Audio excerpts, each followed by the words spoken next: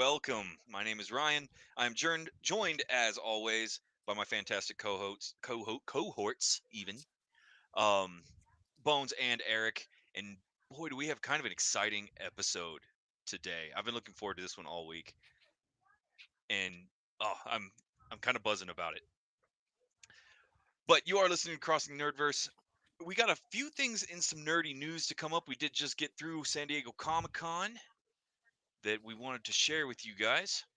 So, And I got some Batman news, so that's all ooh, I care and about. Batman Not news. not Batman himself, but like they will be hinting, teasing at. There will be some like things in Peacemaker hinting at Batman. IGN had an interview with James Gunn and a couple of the new cast members, like Flag Senior and stuff like that. And I guess it was pointed out there. Um, so excited for that. I think, and it makes sense because Peacemaker's like his favorite, and he even says that.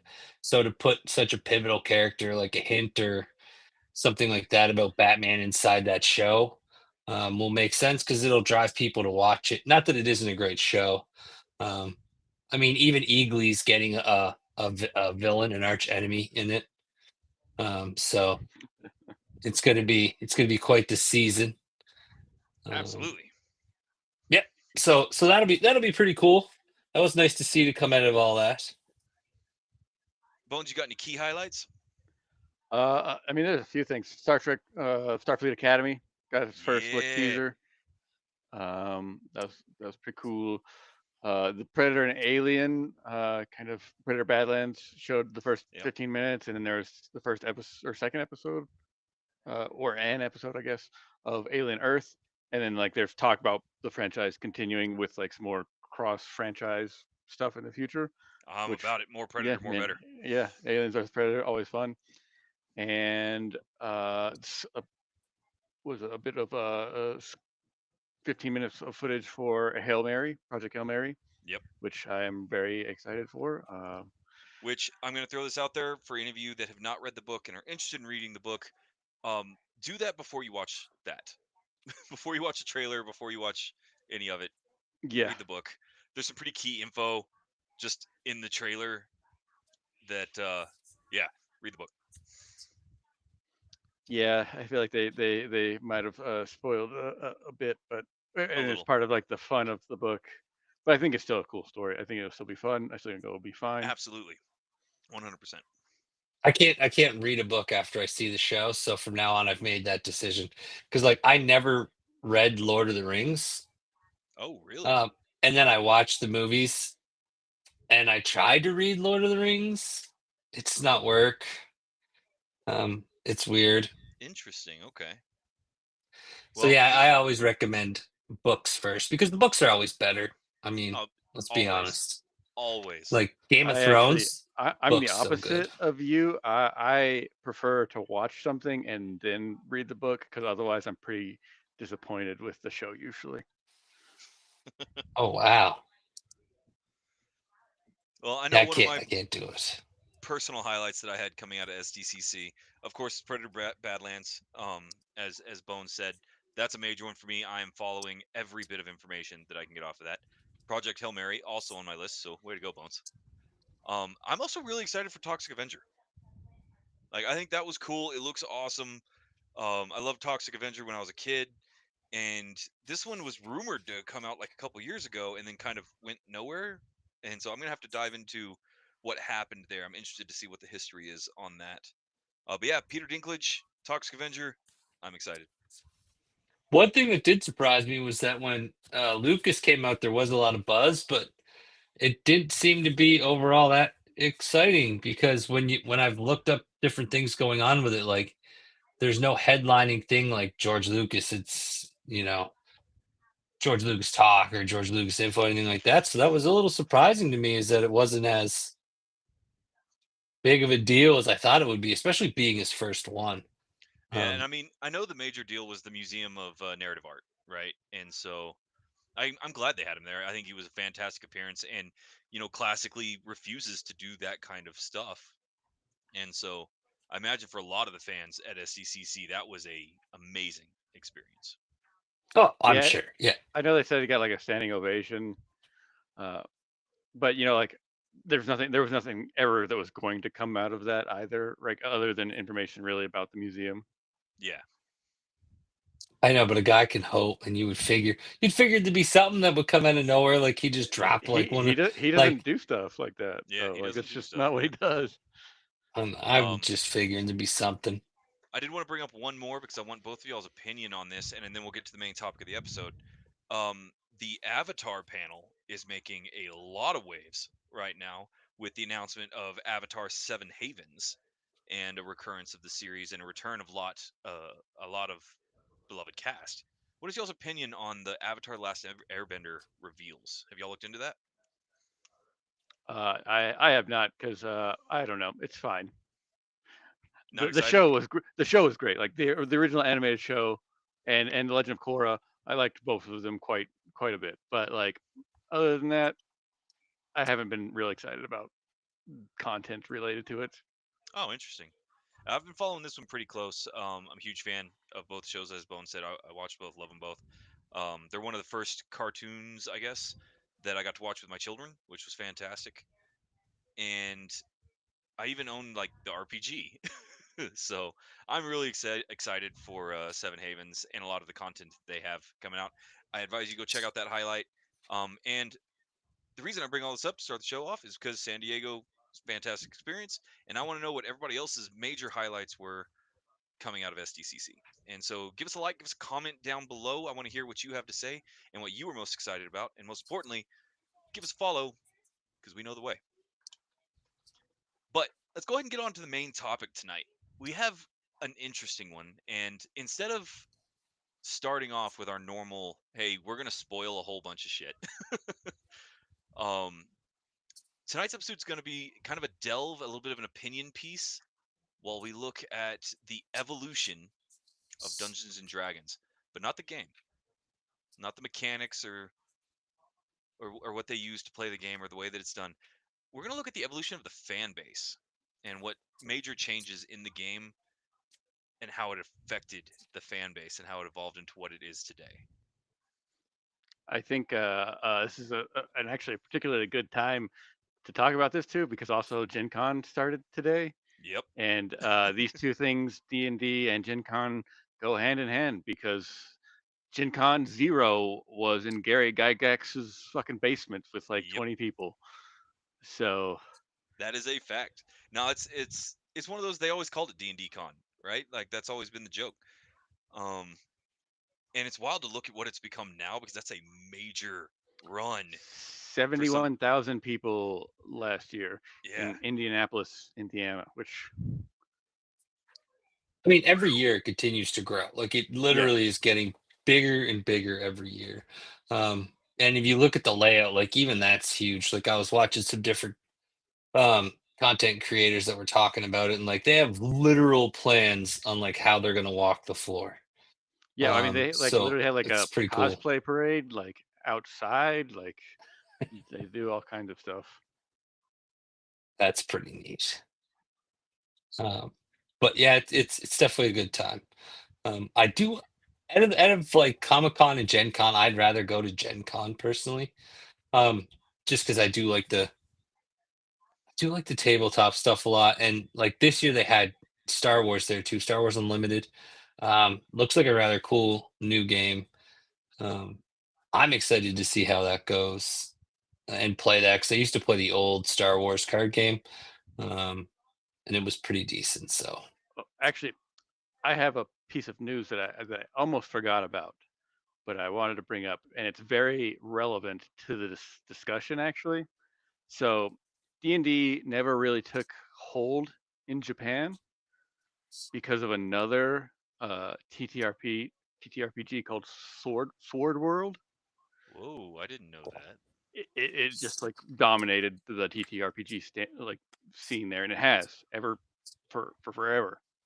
And it is finally getting an official English translation and being released in the U.S. And I'm actually kind of hyped for that. I think that would be cool to check out at least because you got like why did it Yeah, how did do it win? so much better? That's why I had not heard that. I didn't know anything about that. I have to check this out. Like that. Wow. You know, we've had. I know we're gonna get into the histories of it and the evolution. So I guess I'm gonna jump ahead just a little bit. We've had several Dungeons and Dragons expansions that tried to accommodate a type of Eastern storytelling, right?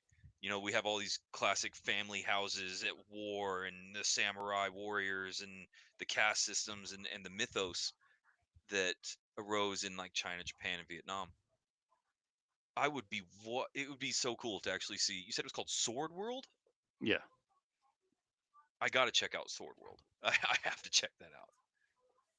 Wild. And next supposed to come out next year sometime.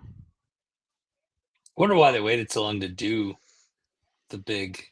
I mean, you're competing with, I guess before Wizards of the Coast, it was TSR, and trying to get anything published this direction would be a giant pain in the Yeah, ass, I I mean, imagine. they haven't started localizing games. I mean, regularly for I mean, relatively recently, right? Like even like Final Fantasy VII was like a big thing that we talked about before. But after that, it's not like they were just like, okay, now here's all of our games, right? Like it was a trickle in kind of thing. So I'm not that surprised that a lot of stuff didn't make it over.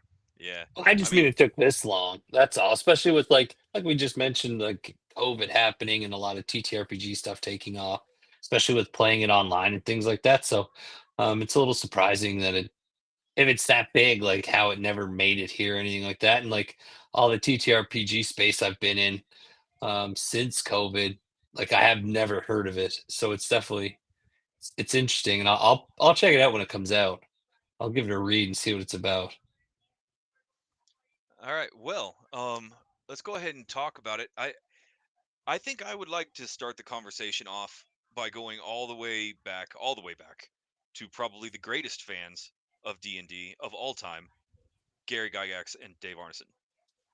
And I think we should start with Chainmail and how that kind of happened.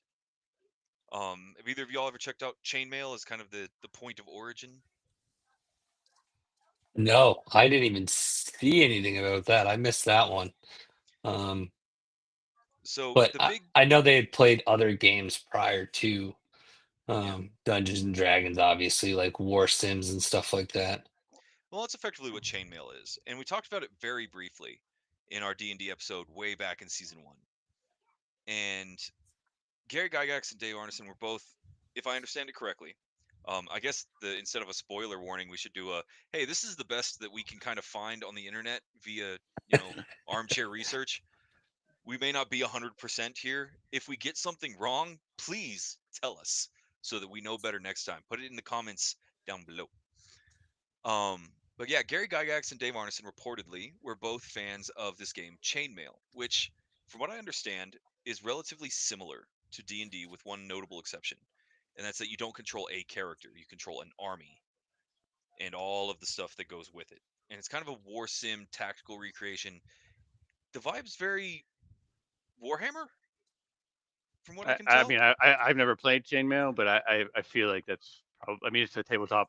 It is a tabletop Warzone game, um, and so probably And then they just decided, hey, I wonder what it would be like if instead of actually controlling an army, we were just a guy. that's not quite how it happened because Arneson actually was like, "Hey Gary, check out this cool like experimental like skirmish rules I made up."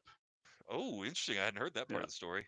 and then they were like Gygax and him got together, and then eventually we get Dungeons and Dragons out of that. That's kind of cool. You know, everybody knows Gary Gygax, but you have to be kind of in the fandom for a while before you hear the name Dave Arneson. And to have it be that he's the one that wrote those original skirmish rules and is kind of the point of origin, given that. Yeah, I mean, they did sit on their collaboration for a good 5 years before we even, see the beginning of Dungeons and Dragons. So yeah, the reason Yeah, I brought because that up, I was gonna say if you take a look, like Arneson started it in like 71, 72. They think like Hmm. developing character classes, dungeon exploration, different things like that for the game. So yeah, they definitely sat on it for a long time, which is surprising I um, agree. that they Well, waited so long to come out with something. and it catches me off guard. Maybe I'm just heavily influenced because I've had D&D as part of my life for so long.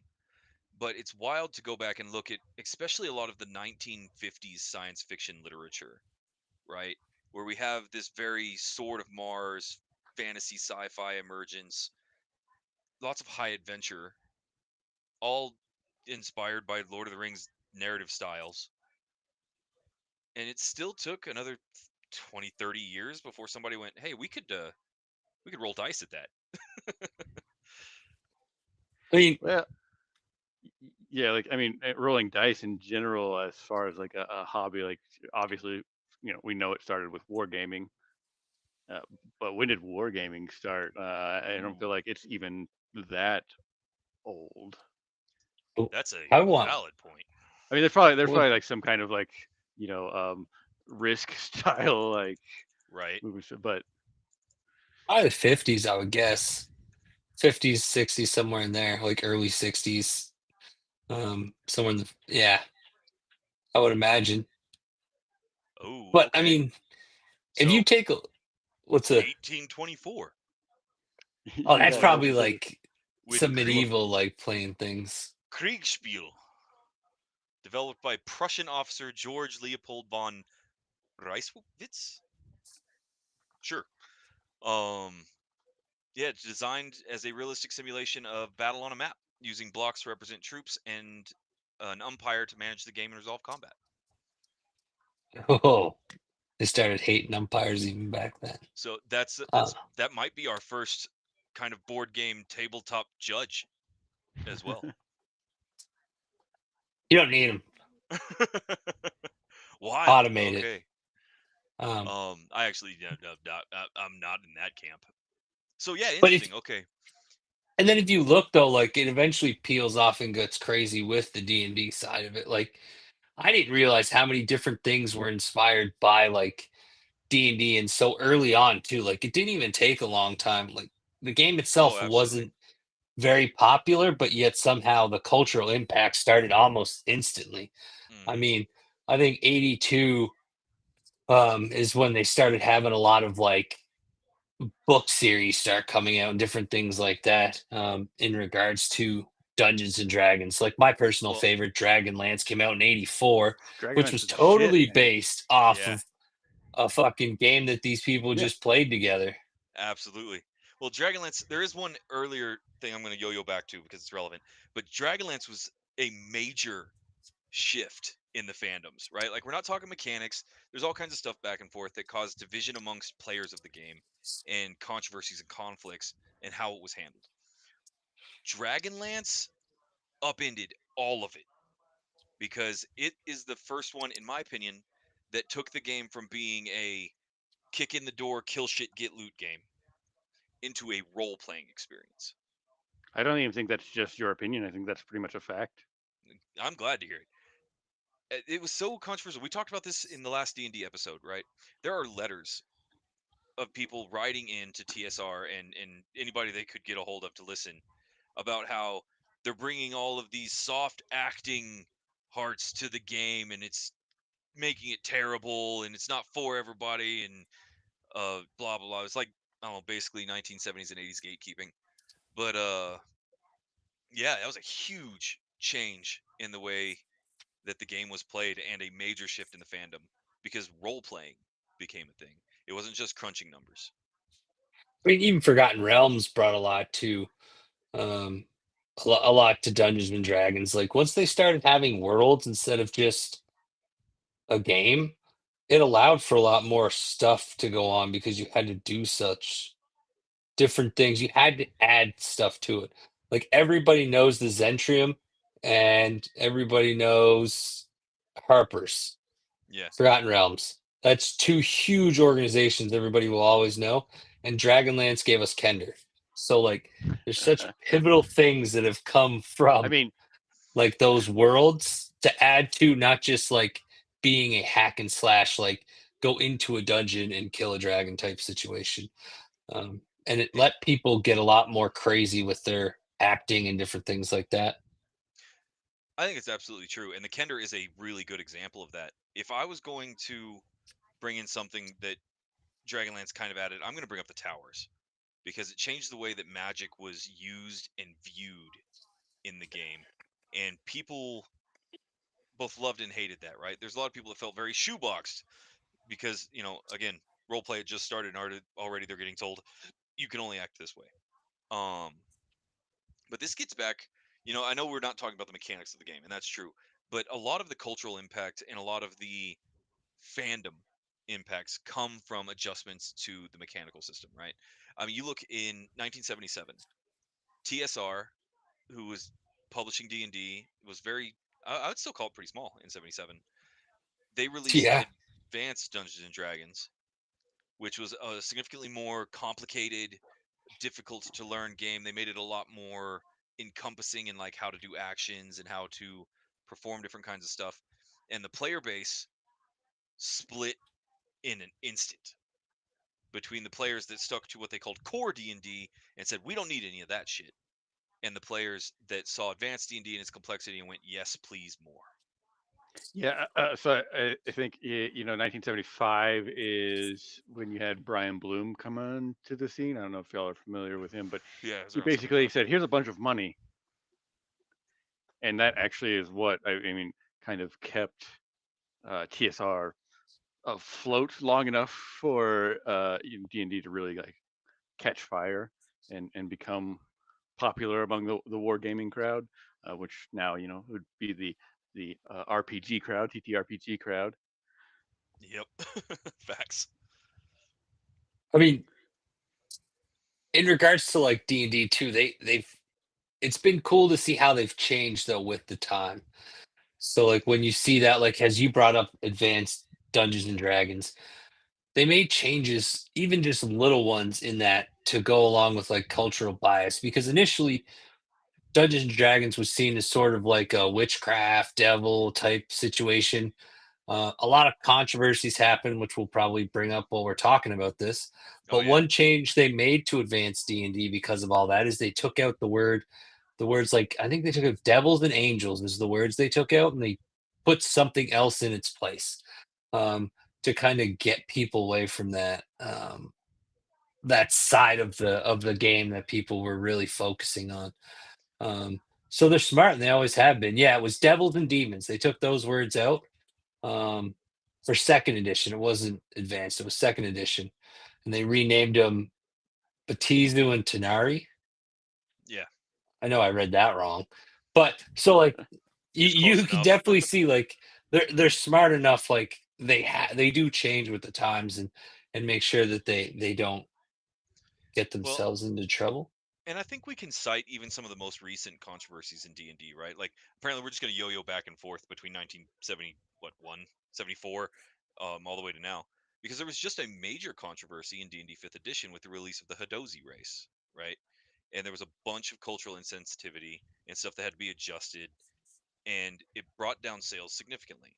And so I do think they are very intelligent with how they do things most of the time, because it's going to be impossible with a game the size to not catch something that gets through the cracks, right?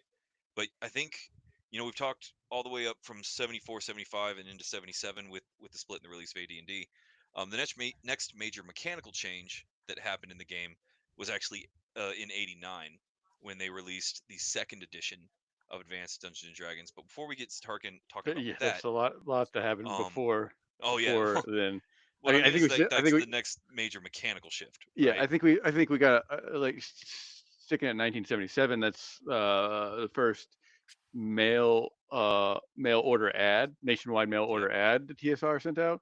And I think by this time there's already not people who didn't see themselves as like customers of a game, but like we're building communities, right? Because let's, in all honesty, like that's what D&D is, right? You kind of have to build a community to play it, especially early on, right? You have to find like-minded people. It was very popular in like Caltech and MIT and those college campuses like that. And so by this time, by the time they finally are making nationwide sales, you've already got this like community sense, and I think that again really helped to stabilize the game itself and TSR Mhm. allowing us to continue on. And I think they've made good decisions for the most part. Yeah, Uh, I mean, nobody's perfect, right? yeah, But I think they've made good decisions. And I mean, you I are mean, absolutely especially right bringing in the Forgotten Realms a minute ago, right? In 1984, both Dragonlance and the Forgotten Realms became New York Times best-selling novels, all because of the Endless Quest books that were released in '82 by TSR. And to see that kind of growth in the middle of the '80s was wild, because the '80s, in my opinion, is where we have the most cultural development for the fandom in Dungeons and Dragons. Because and we already brought it up, the 1980s Satanic Panic completely shaped and changed the people that played the game, how they were viewed, and kind of started in with this I don't know, costume uniform for the gamers at the time, because it was already becoming, cosplay. yeah, it was already becoming a huge deal. You got to think, in 1982, D&D kind of became known to a lot more people, not even because of the magazine ads or anything like that, because of ET. Spielberg brought D&D because of its cameo appearance in ET. And that was right in the middle of the worst of it, right? It was right in the middle, 1982, where everything was starting to get really bad. actually, I would like to chime in here that that actually wasn't the worst of it as for TSR. It Oh, was interesting. actually the best of it. The sales for TSR in the mid 80s hit an all-time high that weren't seen again until streaming. Wow. I did not know that. Cool. And it's probably largely because of the whole satanic panic, starting with that kid disappearing and Hmm. everybody blaming it on D&D, and then all of the little daytime talk shows and stuff trying to, and the, CBS's 60 Minutes trying to link it to like depression and suicide. Oh, yeah. Well, what was that? There was a movie that came out, um, had Tom Hanks in it, Monsters and Mazes. What year did that come out? I've never heard of that one. You got me there. My first D&D movie was the one with one of the So, Wayans brothers. Mazes and Monsters releases in 1982, starring Tom Hanks, and is a feature-length film about how D&D is terrible, causes mental destabilization, and encourages kids to murder their friends. Completely, it's like it dissociates them from reality. They can't stay grounded. They can't tell what's real or what's not anymore. And that was the same time ET released in '82 as well. Yeah, I think that this is I think it's a particularly important part because, like I said, we've already seen that they've kind of become like communities, little pockets of communities around, and we're having much larger Gen Cons by now, and this is where we kind of start seeing some of the stuff like they're being accused of all this, nastiness essentially, and we start seeing things like fans writing op-eds and going in and making panels at conventions about gaming and morality, uh, Yep. which is like that's like a whole topic of conversation. Whole classes talk about the morality of games. So I think as this is like a show that the community could defend itself, as a fandom from outside pressure. Absolutely. Well, and this is where we start getting, like I said, the uniform, right? In during this time, despite the fact that it's not actually true, the fans of the game were very much being painted as both outcasts and as nerds, right? They were on the fringes of their groups. They were being kind of portrayed, in most instances, most media, as being not just outcasts and the losers, but kind of the dangerous ones, right? The ones where it's like you shouldn't hang out with them, you shouldn't associate with them, and they got this really bad stigma, which in my opinion stuck around for the next 20 years at a minimum. But the big thing is though is that if you look when it was at its worst, like the game sold ridiculously. Like that's Yeah. like Bones was saying in regards to like the fandom and community like picking up for the game, like they really did. And a lot of people a lot of people grew because of the game. Like I truly will always think that part of the reason people back then didn't like it is it let you pretend to be something you're not. And I don't think people at the time were big into that. It was more of the go get a trade skill, go play some sports, do these things. Um, and this was more of a this was your first like video game stay inside type situation where you don't go outside and like kick the ball or whatever. So I think that's what scared a lot of parents initially, and a lot of like just society as a whole was the fact that you stayed inside, you played the game, you kind of turned the lights down a little lower, things of that nature. So I Well, I think mean, you're absolutely right. yeah, I think that's a major issue to it. I actually personally have an opinion, and I cannot find any source to verify this on the internet. So just this is just a Ryan opinion. But I think a lot of people, especially in the late 70s, saw a game involving dice and it went immediately to gambling, which already has an immoral kind of stigma to it, right? And so between the imagery with dragons and demons and fire and swords, along with the dice and that kind of stuff, at first glance, I imagine, yeah, it did seem kind of weird, especially to people that were like, "Go play baseball." I think that pearl clutching is nothing new. Yeah, It that's a was fact. nothing new at that time, and it's like every generation, like it was video games for us. Like violent video games make you a murderer, Yeah, you're a serial or killer because you yeah, played Call of Duty. yeah. So I mean, it's just like every generation has its thing, and you have a certain subset of the culture uh, pearl clutching. Like that's Yep. what they're doing. And here's the thing: I don't even think it's the majority of the population, right? I think Yeah. it's a really loud section, yeah, but I it's don't the think it's most the vocal, majority. most But vocal yeah, people always.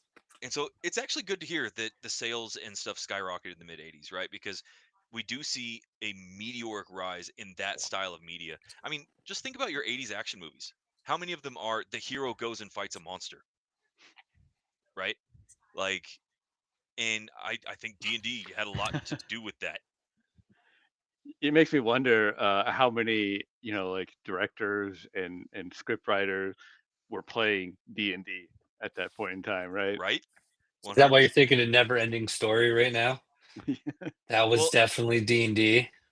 I think Predator's D&D. 1987, Arnold Schwarzenegger, this crazy alien monster in the middle of the woods that is unfightable. And I mean, the whole thing is actually this commentary on like the way men were being portrayed during that time, right? Like that's why you have all of the like very memed scenes in Predator, right? With the giant muscular arm hand clutch and all of the carrying around your big machine guns. But they lose, right? They lose to the alien when they're trying to be big and macho and big and tough until he starts thinking intelligently, until he starts using strategy. He And just I, gets dirty. yeah, never mind all the traps that he builds and uses himself as bait and stuff. Yeah, gets nerdy. Yeah, Yeah, he gets like he just slaps some mud on himself and then he can win. That's but what it is at the end of the day. I think that D&D, and I can't prove it, but I think it is a root of what we now consider an 80s movie. I mean, a lot more than today, yes, because of the way they were made in the 80s. Like when you look at them, I would agree with that. Like a lot of 80s movies for sure. I mean, and a few today, like Stranger Things is definitely a D&D game, stuff like that.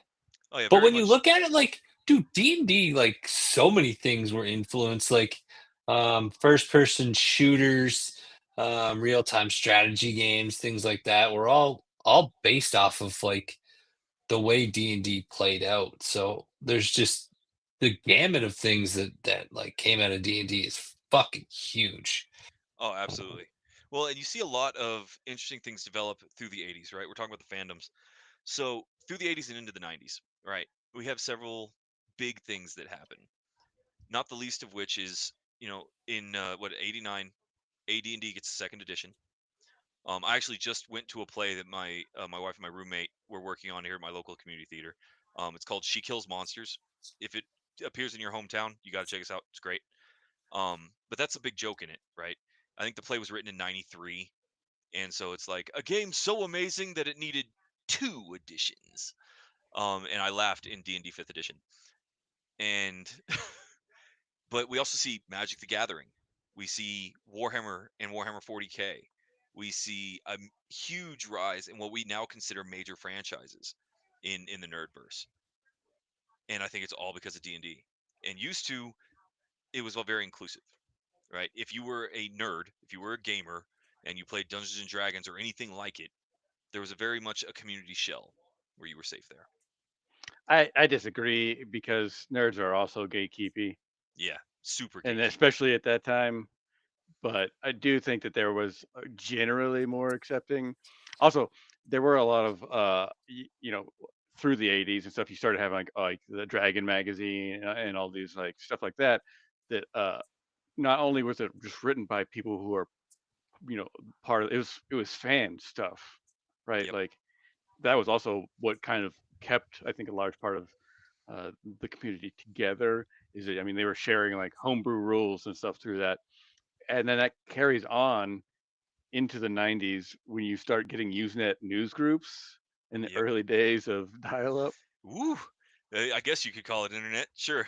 Yeah, Can you imagine trying uh, to do what we're doing right now on that internet? I mean, it would have been impossible, but it allowed them to like talk about D&D, trade house rules, stuff like that. Yeah. It was basically like what they were doing in the early days of Dragon magazine and stuff, and what TSR had their own thing too, I think. But all the stuff that they were doing in those, they started doing in this online. Yeah. Uh, Online. yeah, But I Well, I mean, mean, it was online, right? Like you could share your ideas to a lot more people than you could going down to your local bookstore and waiting for somebody to also be there. yeah, and like playing games, I could only imagine playing your campaign through the mail. Like, I Right. don't know how people did that. Uh, Be waiting so long. So here's the thing that stands out to me, and this is as a dungeon master, right? As a forever DM. There are so many stories that I hear, especially in AD&D, where your character that you play travels with you from game to game to game. You never rebuild. You have your character and it travels with you.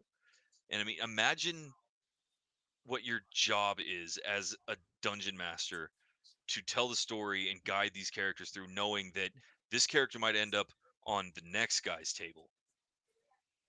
And if I give her the wrong magic item, if it's going to destabilize everything.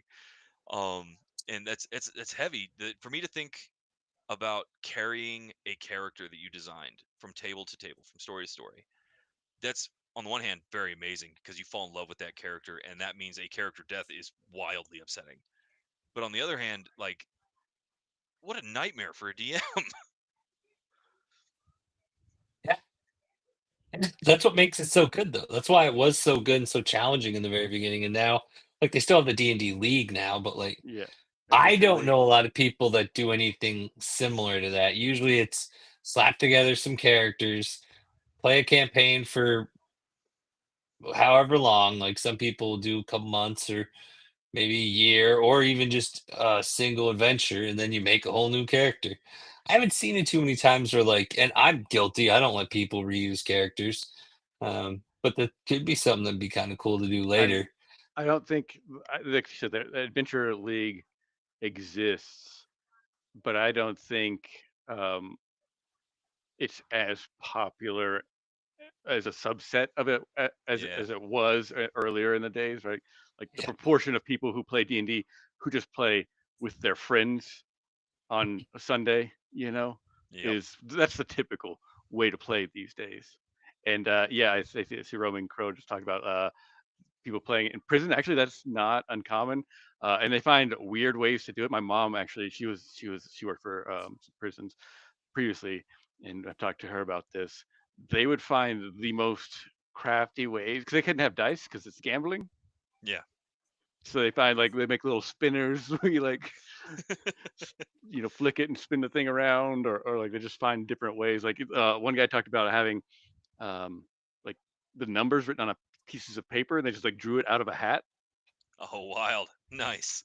there's a lot like you. There's a lot of things you can do like in regards to D&D. Like I've seen some tables where people role play out the situations instead Oh a yeah. lot of times and the dice rolling isn't really even Not even a part in of it. there. That's absolutely true. We see a lot of that nowadays that is starting to Oh become yeah. more and more like visual because I mean, there's a podcast that Critical Role I guess endorsed, partnered with, whatever, called Midst, and that's all that podcast was these people's game of I guess D&D for this tabletop RPG. There were no dice involved or rules. They just kind of vibed and told a story with vibes and talked it out. And I imagine there was a lot of that going on, especially through the 90s, right? There was a whole phase with AD&D released in 89 where they were trying to make the game, I don't know, cooler in the 90s. And I mean, for anybody that waged the war through the 90s, everything was bright colors and sharp edges and splashes and big noises. It was all very stark contrast. And they tried to do that with D&D with a lot of stuff and make it hip. Um but we're I do want to jump because we're bringing up on our time here. We only got about Oh, 20 minutes of the show. What do you one got? one thing real quick. I think part of the reason it went that way, late '80s, early '90s, is because like Gary Gygax and Dave Arneson both leave TSR on like it. To me, it seemed like bad terms. Obviously, don't hold me to that. If you were to um, read it, you'd probably say the same thing. Maybe they made up afterwards. I don't know. But like both of them being such passionate fans to create the game and everything like that, and then they kind of get pushed out in a sense.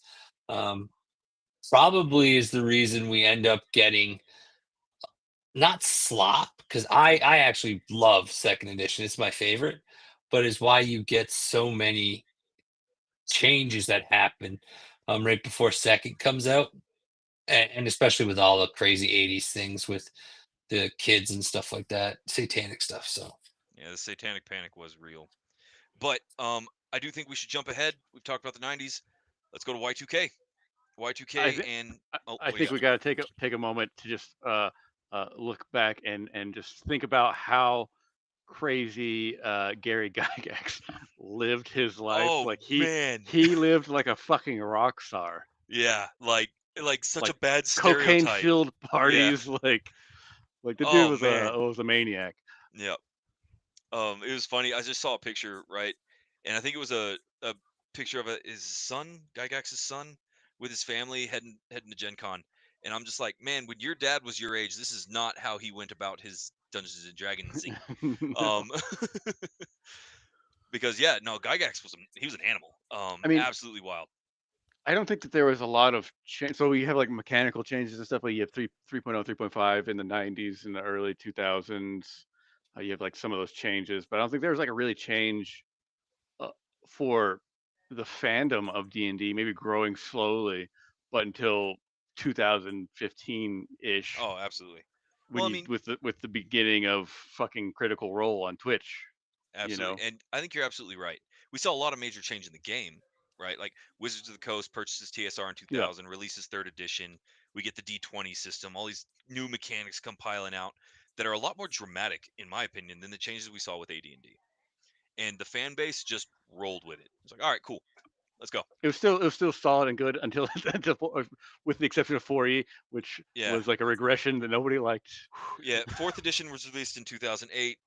It wasn't D&D, and so no, it's kind of forbidden, right? All I could do, I could bitch about fourth edition to no end. It did some stuff right, and I remember because so me and Bones started playing in '03, July of '03, with the release of 3.5, and the stuff when fourth edition got announced. For me and my table, right? There was stuff that I was legitimately excited about. And some weird stuff they added, and a vocal stim that still happens on my table to this day. With like they took gnomes out, right, and made them a monster, a playable monster, and so that's where we get the stim of "I'm a monster." Rawr! But we were excited about it, and I was excited for tieflings to be a main race. Like that didn't happen before 2008. They were just kind of tucked into the monster manual somewhere. And now they're the most played race in D&D, which blows my mind. Yeah, Um, I think that it was one of the biggest flops of decision making that they've made, maybe comparable to more recent decisions. well, But yeah. So Uh, let's go ahead and jump ahead. We'll go to 2015. We see a major shift in the way the well, I mean, fans. we like still I say like 2015 is kind of like the critical mass point 'cause you have the beginning of Critical Role, Yeah. but it's not really there yet. But that's like the start, like it starts really getting more and more popular because it's like these fun people to watch, right? Like a bunch of voice actors that are really good at their jobs and they're just having fun. Now, And just so for I think, everybody that knows, Fifth Edition was released in 2014, yeah, and so this is like right at a major mechanical change in the game, which is why this date is relevant. what's up, Eric? I do have to say one thing about D&D that we are overlooking a little bit too is the fact that like early on D&D was a lot more role playing. Um, People were notoriously like cosplay for it and different things like that. And I do think as it went along, it kind of got away from that as much. Um, and I do think that like eventually we go back to more of the cosplaying, back to more of the role playing. But I do think that like once you get into second edition and stuff like that, like I think the game went away from it more than it was in the beginning. I think in the beginning it was more role play and it just kind of got less until obviously COVID. You got it I mean, backwards, man. yeah, yeah. It was made from a tabletop war game. It was nothing but like rolling dice and crunching numbers In fact, into like we talked about, like up until you started getting to the Dragonlance settings, Forgotten Realm settings is when it starts becoming more about role play. And then even then, I think even into the 90s, like it became more. Like you start getting, I mean, like Amp-Guard and all these like fucking uh LARPing and stuff like that is like coming out of this, which is just D&D live action. Like it's like a whole genre of having fun that is just live action D&D. And yeah. So I'm gonna see if I can find that letter, but it was a major point because there was no role play in D&D until AD&D Dragonlance. It wasn't there.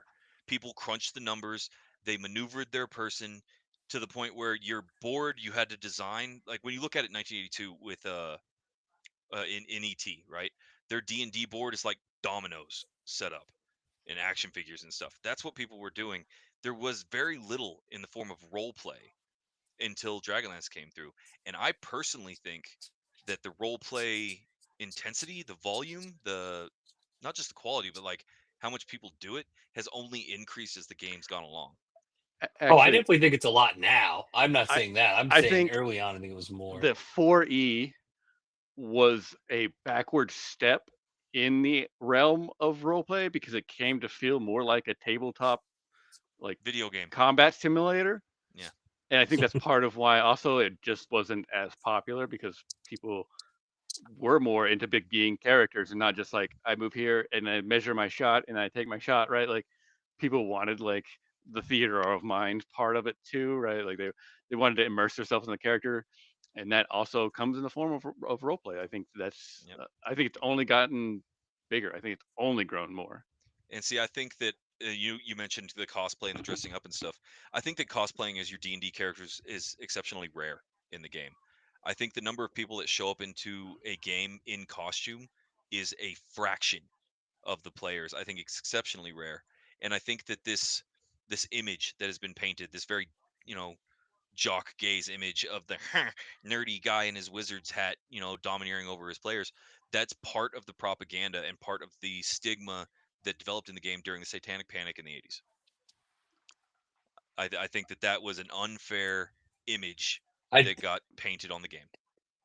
if you look like there's a lot of people that do like that have, and it's only gotten more common that people do it nowadays. I mean, Absolutely. I agree with both those points, but I also think that like the Adventure League style of play, it's a much smaller proportion of total players that do that than Oh yeah. previously. Well, in the table that I run right now, I play a game every week on Mondays. We've had the same campaign going for I think nearly 2 years now, and I have a couple of my players that show up with some costume pieces, the elf ears, and I have one of my players that she makes like clothes that are designed off of descriptions in the game that she can wear. And I think it's super cool. But I think that's exceptionally rare. Not for nothing, but Bones, when did any of our table ever come in costume? You know, and we had a huge number of people. Now, admittedly, from our little section of nowhere, but we never saw cosplay at our table. The other groups that we interacted with, we never saw cosplays at those table. Additionally, I'm going to go to, this would have been around 2015, Galacticon in Roswell, New Mexico. I went to Galacticon. I had a buddy of mine named Jason who was running a game at Galacticon. He had a table set up and was running a game. And there were several of them. They had a whole bunch of tables set up where DMs were running games. Nobody in costume at a convention. And so I would say that it's using the costumes is exceptionally rare. And that being said, I think the people that do it, I think are awesome because, and I know we're going to get into this, but look at some of the stuff that's cropped out of the not just Critical Role, but the streamed Dungeons and Dragons experience. The costumes and cosplaying we get out of that is production level and deliberately production level. I think that's cool. But yeah, but a lot of the people that stream it are also dressing up. A lot of the people that are in the like TTRPG, like when you get onto the social media side of it, and you're on like Twitter and stuff like that, there's a lot of them that will dress up or do different things with their character. Um, so it is more common now. Like it's not everywhere, obviously, because it's just not something everybody's gonna do. But there are more and more people that are doing it nowadays than ever before.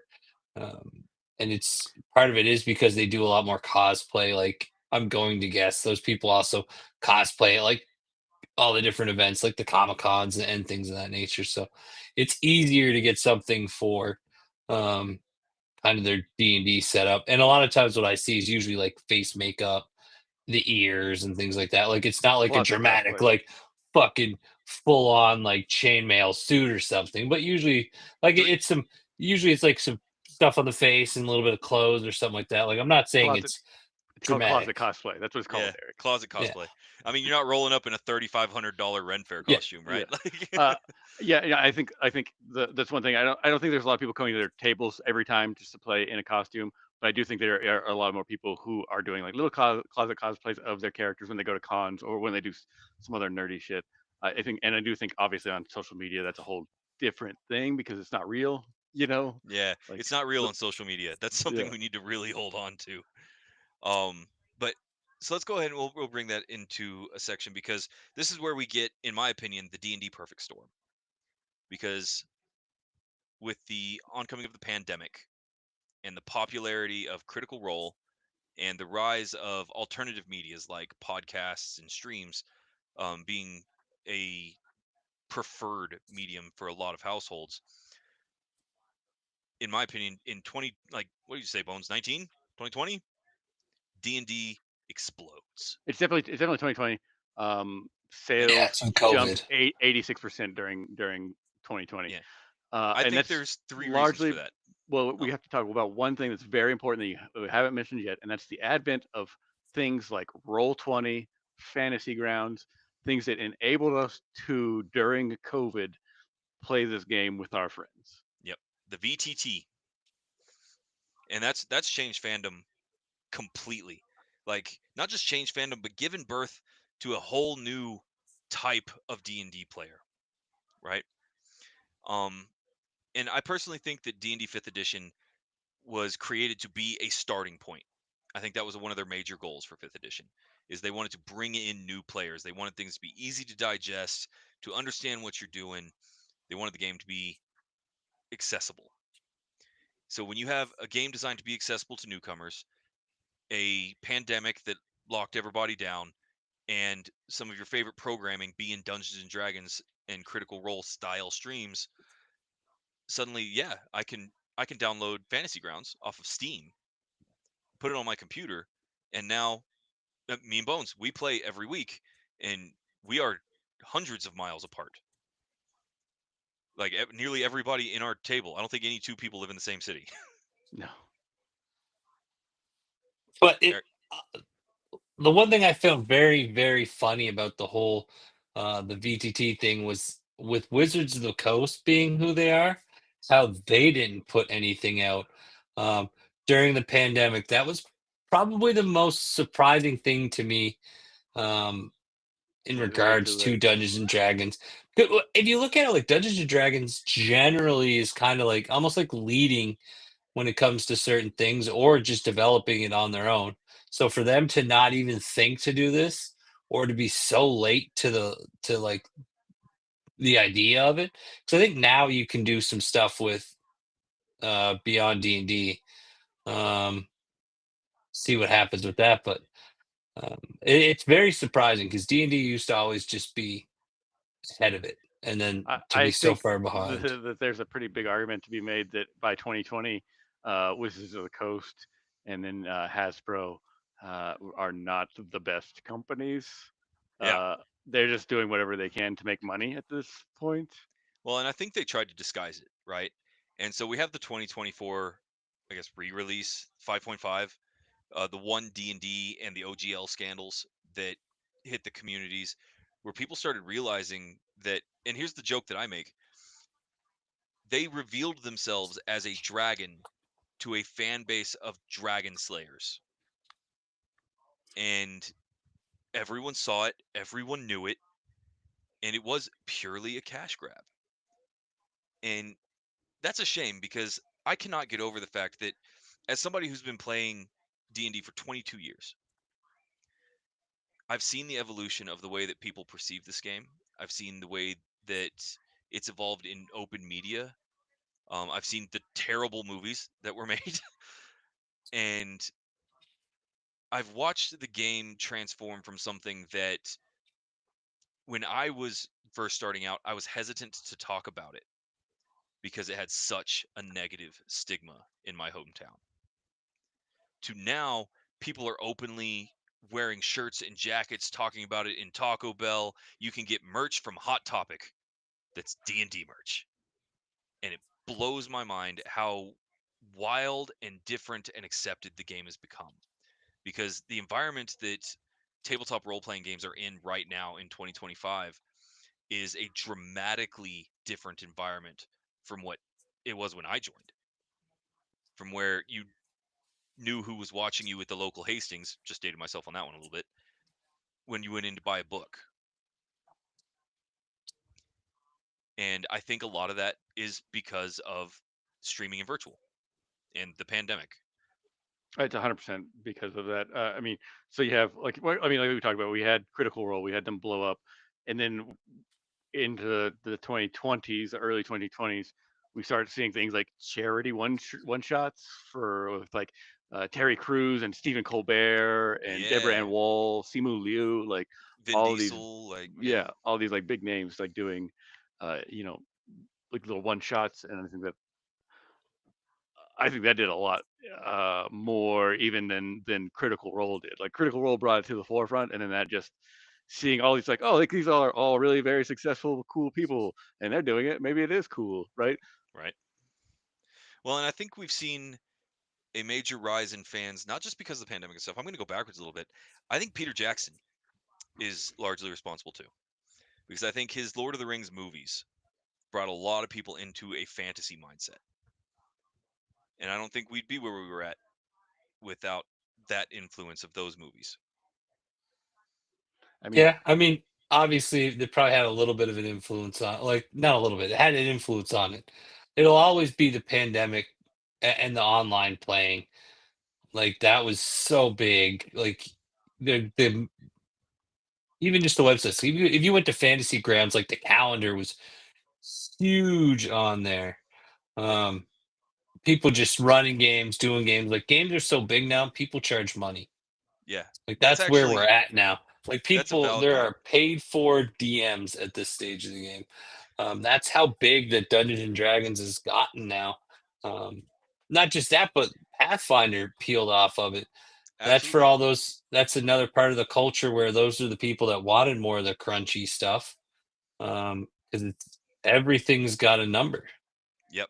Well, in Pathfinder, when it released, its whole thing was 3.5 thrives, right? Because that's why it exists. Is people didn't want to move into fourth edition. Pathfinder has since become an amazing system that many players are moving to and prefer, and has influenced even other more modern games like Daggerheart. But I mean, when you're talking about, I'm going to roll back to when you were talking about charging money. There is a whole section of this is what I do for a living. I am a professional dungeon master. I run D&D professionally, and I think that that's actually really cool. My thing is, I like how D&D has become accepted for what it is and is much more transparent and visual to the population, to the point where a few years ago I got what I still consider my dream job, because what I did is I ran an after school tutoring program for a local elementary school where kids came in and I taught them how to play Dungeons and Dragons. That's what the class was. And it helped with their communication. It increased math scores. It was helpful in critical thinking. It was such an amazing educational tool that brought a lot of these kids out of an academic slump into excelling in an academic environment because of learning basic numbers and a dice rolling, because of learning to talk to their peers and form a group and cooperate, because of learning that everybody's strengths are different, learning that clerics and bards can heal you, ingrains in you that people's strengths are different and people being different is good. Yeah, I think that you talked about it being kind of like a safe space and inclusive before. I think it's now more inclusive of a space than it ever has been previously. I absolutely agree. Yeah, but part of that too, though, we can't forget to mention is the reason it wasn't as inclusive in the beginning was because you had to worry about what people would say about you and things of that nature. Like you weren't a lot of people didn't always do it to just be a douche. Like sometimes it was like a you didn't want like people to say things about you. You didn't want to like deal with that side of it too. Obviously, it's not all of it. Of course, some people were just dumbasses, and keeping people out of it. But there's also that other side too. You just didn't want to hear what people had to say in response to like the negativity or like make fun of you for playing it while you're playing it and things like that. So um, You're muted. The that's one social important thing. stigma was a major problem, right? And it Yeah, is for anything like that. Magic the Gathering has the exact same thing, even going into the modern day. It is still considered a toxic game full of smelly fans. And there's reasons for that. Like, I get it, but the social stigma is always going to exist there. I still think there is a portion of the population that does not like the concept of gaming or video games being an acceptable hobby. They want everybody outside playing baseball or football. oh yeah. And I mean, it's just we had this whole conversation during the episode about the esports making it into the Olympics, right? And what a dropped ball that was.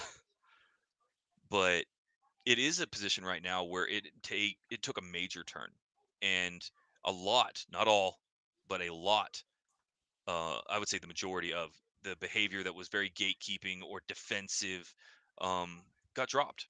Now, is there still a very loud, very small portion of the fan base that is obnoxious and toxic? Yes, that's still a thing. Every fan base has them, and so I'm not super worried about that.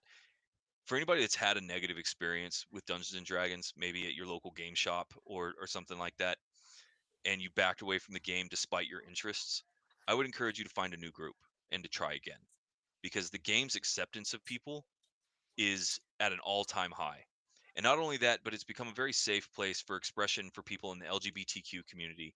And it's become a very safe space for people that are not good at sports or in some cases have disabilities. And I think that it's not just a major fandom and one of my beloved places.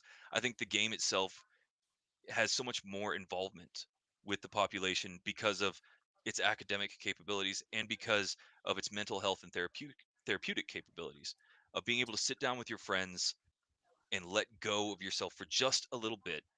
I think is amazing.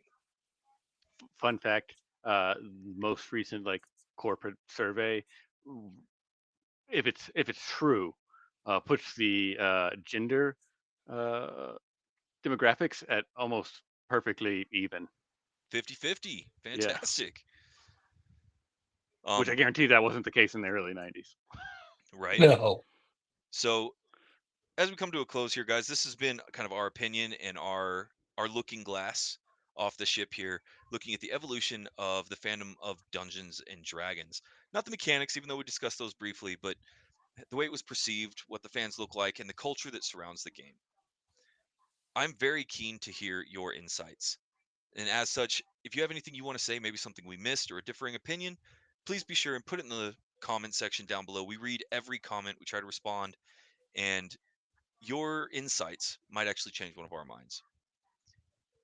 Very stubborn though, so it could be difficult. Yeah, Maybe and not tell us Eric. what your favorite edition of D&D was or is. Second. Yeah, or is, yeah. Starfinder, that's mine. Man, you took it from me. I guess I'll go Yeah, Pathfinder too. I'm super Um, excited that Starfinder second edition stuff is coming Yeah. now. I am so excited. I think that probably is my favorite. I mean, but we also see stuff like World of Darkness, right? Which is a whole different tabletop culture. Oh, people get excited. They're hiring right now. If you're looking for a job, you're into that shit. There you go. They're hiring and trying to do more.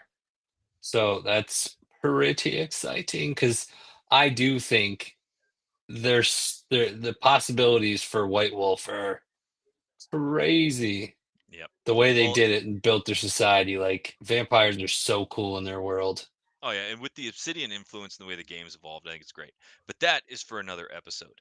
Yeah. Guys, we just talked about the evolution of gaming in D&D. If you are interested in hearing our insights and putting the spyglass on maybe the evolution of your particular fandom, give us a comment down below, give us a like, tell your friends about us, and most importantly, give us a follow because we know the way. With that, guys, we're going to bring this episode of Crossing the Nerdverse to a close. We're going to steer the ship a different direction next week. I'm very excited. Eric, as always, we are bringing up a kind of transparency with our schedule. So, do we have any insights of what might be happening next week? Yeah, so we're going to be doing a lot of wrestling talk next week. Going over, I think SummerSlam is the big one that just happened. So we're going to talk a lot about what happened there, like where storylines might be going, what's going on with some of the wrestlers, things like that, and possibly like take some guesses at future possibilities with wrestling and stuff like that. And just all out wrestling. See who's here. Fantastic. All right, guys. I've been Ryan. These are my fantastic co-hosts, Eric and Bones. And next week we're talking about wrestling. Again, if you want us to put the spyglass on your fandom, maybe bring some attention to it, let me know. See you guys. Peace.